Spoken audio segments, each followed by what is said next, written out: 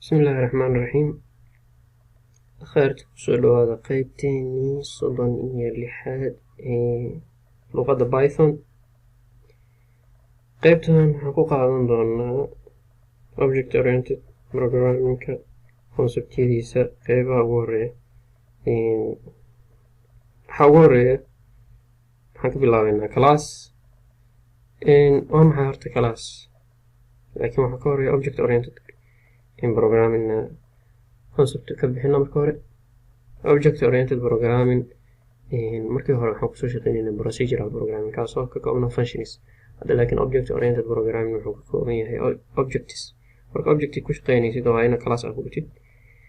class marka muxuu yahay? class waa blueprint waxa la dhaho ama designka shay ama wax.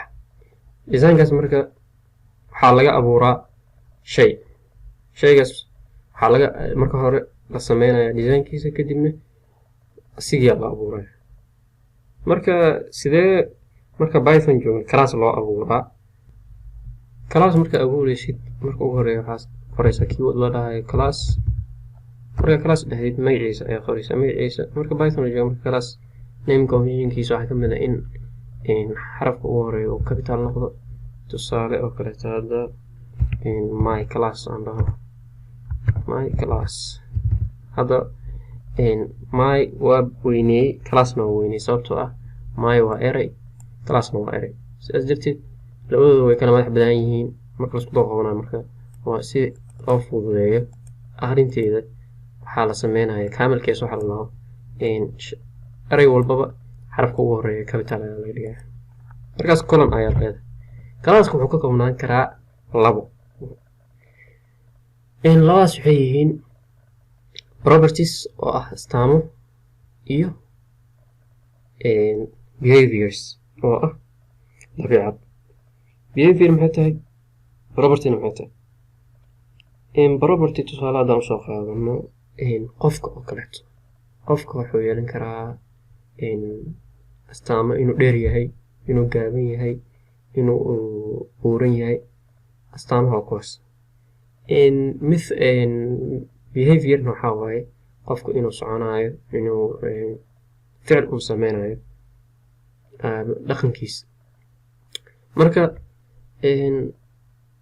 properties iyo behaviorska marka classka la dhex joogo properties iyo behavior lama qorayo, waxaa la qorayaa wax u gaar ah. maxay kala yihiin waxaas marka? waxaa waaye waxaa la dhahaa attribute oo propertyga dhankiisa ah oo aniga aan u naqaanay variable markaan joognay procedural programming, iyo methods oo ah functionskii. functionka marka class lagu dhex qorayo markaas magaca laga bedelay, marka method aa la dhahay. wax kale ma uga doono functionskii hore. laakiin hadda class abuurnay. classkan hadda variable meesha ku qoran dhaho variable x wuxuu kula mid yahay 20 oo kaleeto.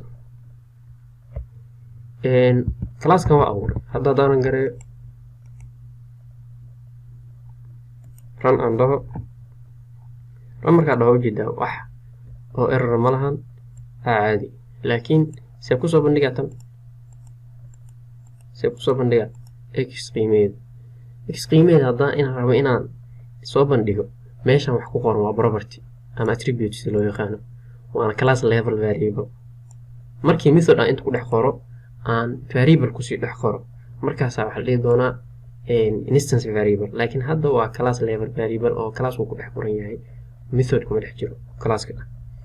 marka haddii aad rabtid inaad isticmaashid waa ina object ka samaysata classka. waxaad leedahay my class soo maaha, waxaan leeyahay class 1 oo kaleeto wuxuu kula mid yahay my class bracketkaas macnihiis waxaa waaye instantiation means object yaa ka samaysanaysaa classkan. marka classkan object haddaa ka samaysato harangareeno waxaa uma soo kordhin. saa ujeeda waxaa uma soo kordhin. waxaan u baahanahay in aan sameeyo classkan. waxaa lagu access garayaa waxa ku jiro marka object ka samaystid dot markaa dhahda x hore kasoo bandhigay. x haddaan saan dhaho waxaa lama soo bandhigayo. jaallo uu noo soo qoraa fiirin statement seems to have no effect. effect dhan ma lahan okay waa soo print gareynaa print dhexdeeda ku dhex qorno waa la soo bandhigaa dabcan sida ognahay